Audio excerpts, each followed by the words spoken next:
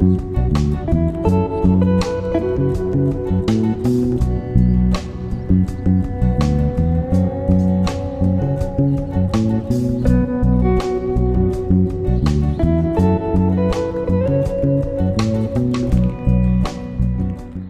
are back at it again, guys. My name is Ahmed. This is RPM Auto Spa here in Nutley, New Jersey. We specialize in paint correction and ceramic coating.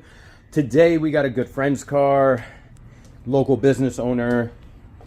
He's got his Nardo Gray wrapped E300.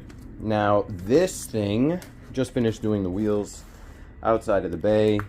Now, we got it back inside, so there's a lot of oxidation that's on here. Now, everything I'm going to be doing is experimental.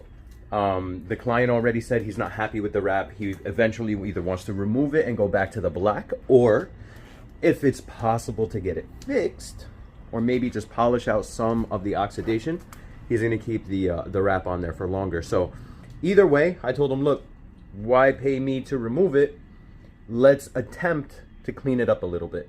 And if it cleans up well enough, good. If not, then we're going to make another longer video for you of what to expect and what you need to do to remove a wrap, especially one that's this old. I have a feeling, let me pull this out a little bit. I have a feeling that once we start removing this, it's gonna start breaking up into itty bitty pieces. And it's gonna make it very, very difficult for us to remove.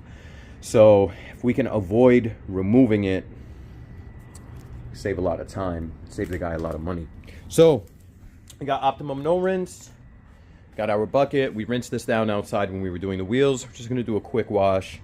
And possibly, I don't know if I want to clay this or not. Man, I don't know. But let's just see as we start going along. So let's get this thing washed.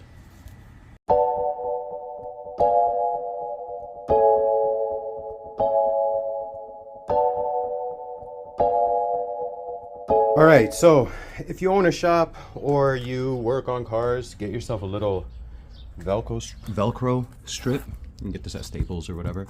And when you're done washing your pads, you can just slap them up on here and let it drip and dry and do its thing. So this is a Rupes ultrafine pad, but this is Oberk ultrafine pad. And frankly, I think the Oberk will be a better option because it is a softer pad. So we're gonna give this guy a try, and I'm gonna start with either one of these. Let's see.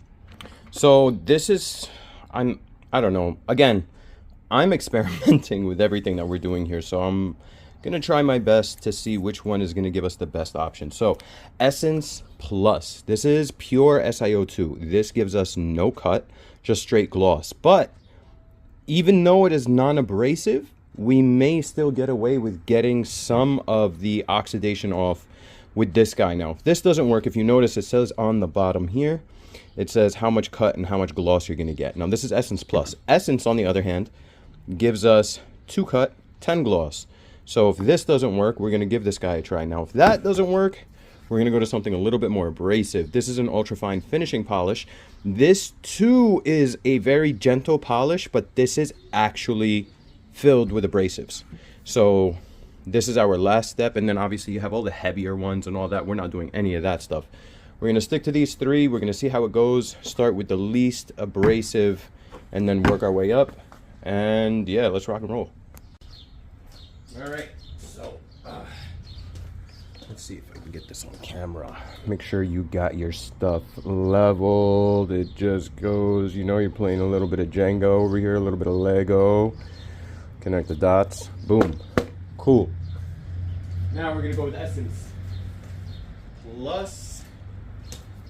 And I put the camera up so hopefully you guys can see just a little bit of what's going on here. So shaky, shaky, baby. Pop that top and let's get ready to rock. So I don't want to put too much on here. This is so risky. Ooh, let's see what happens. All right, so give this guy a shot. Okay, I'm gonna start at a super low speed I'm gonna only work this little section. Let's just see what happens.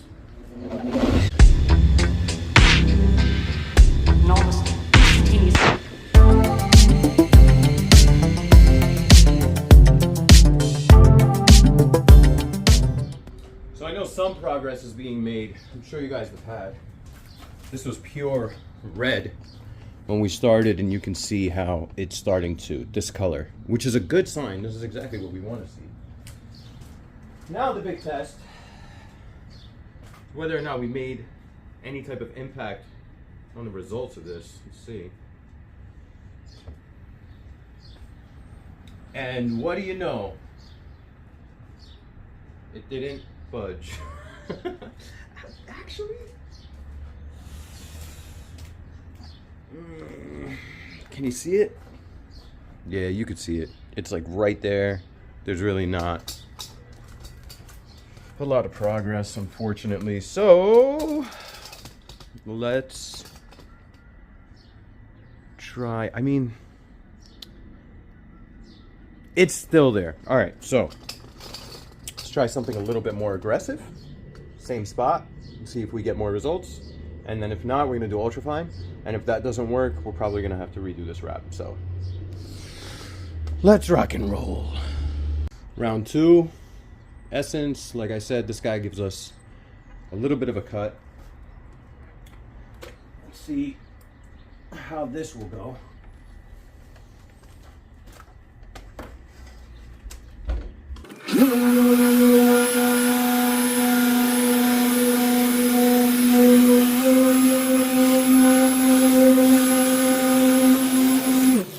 I don't know, guys. I don't know.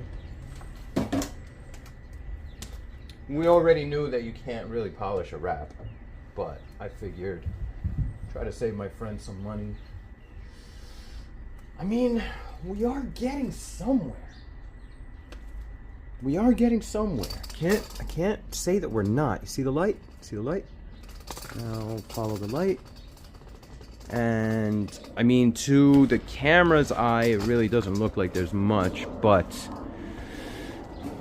there's something. There is definitely something. Sorry. Let me adjust this light for you. Alright, so this is the section we worked on, and then you come down this way, and you could see how much nastier that looks. And this just looks a little bit cleaner, but the biggest difference, I really hope the camera can pick this up, it's this line right here. So the oxidation is slightly improving. Let's give it one more go. We're gonna try a Rupes Ultrafine, which has a little bit of abrasive, but honestly, man, I don't know. I don't know. This is fun. I like experimenting. All right, let's give this go. Uno Pure Ultrafine Polish. Give this guy a shot. I think I might change the pad. I mean, like you could see where the 3 lights are right there, and then up here is you can see that there's a difference. I just don't know if it's enough of a difference that the client's gonna be like, yeah, let's just keep going. So I'm gonna do half of the hood, so that way you can get a much better idea of the progress that I see. Hopefully that you guys can even see it through the camera, and see what happens. But I am gonna go with that pad, Ultrafine. Let's go.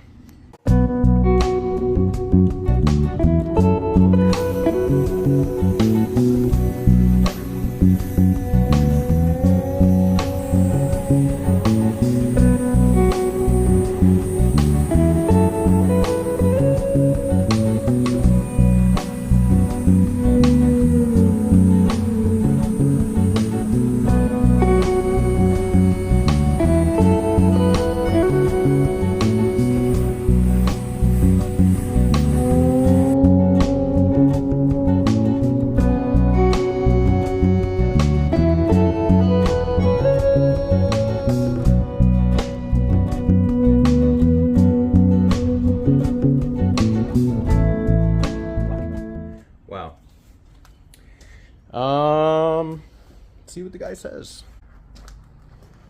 So here's our 50/50. You can see how it's all crusty on that side. And then a lot cleaner on this one.